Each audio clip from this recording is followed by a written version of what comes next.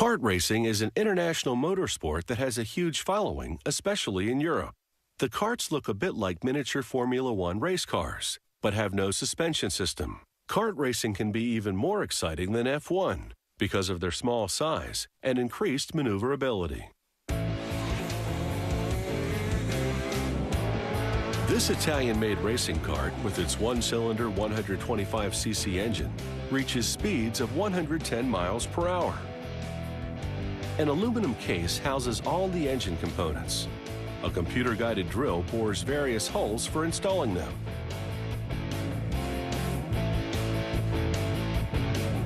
First in, the engine's 6 steel gears. Each gear is actually comprised of several gears. They thread them onto a shaft. Then everything goes into the gearbox.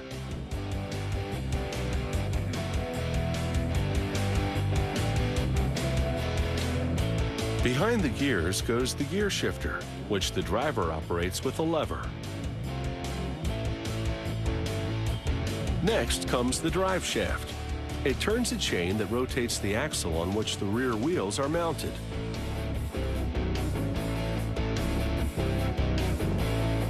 On the other side of the engine case, they install the drive shaft gears.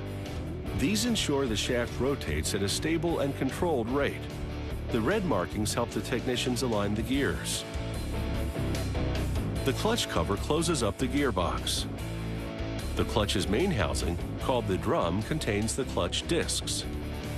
These discs transmit crankshaft motion to the gearbox, which turns the drive shaft, which moves the chain that rotates the rear wheels. Thick steel springs grip and release the clutch discs. This flapped component, called the lamellae pack, controls how much fuel enters the engine. Stepping on the acceleration pedal creates a vacuum that opens the flaps and sucks in more fuel. The cylinder houses the piston that rotates the crankshaft. This engine head seals the cylinder in which the combustion cycle occurs. The ignition goes on the left side of the engine. The engine is now finished and ready for a bench test.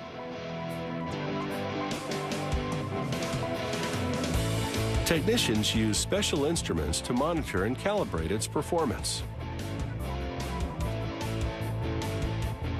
The racing kart's chassis is made of steel tubing. At the back, they mount bearings to hold the rear axle. Then they mount the axle itself, and on it, brake discs. They attach brake calipers to the chassis. Under braking, they squeeze the discs to stop the wheels from turning. After measuring again to ensure the rear axle is perfectly centered, they lock it in position in a way that enables it to rotate, of course. Now for the steering system. At the front of the chassis, technicians mount a spindle on each side. The spindles turn the kart's front wheels.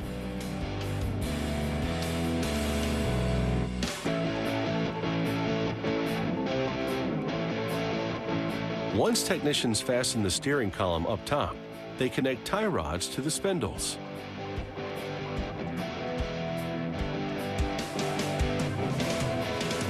Tie rods transmit the rotation of the steering column via those spindles to the front wheels. Next, technicians mount 2 spring-loaded pedals in front of the chassis.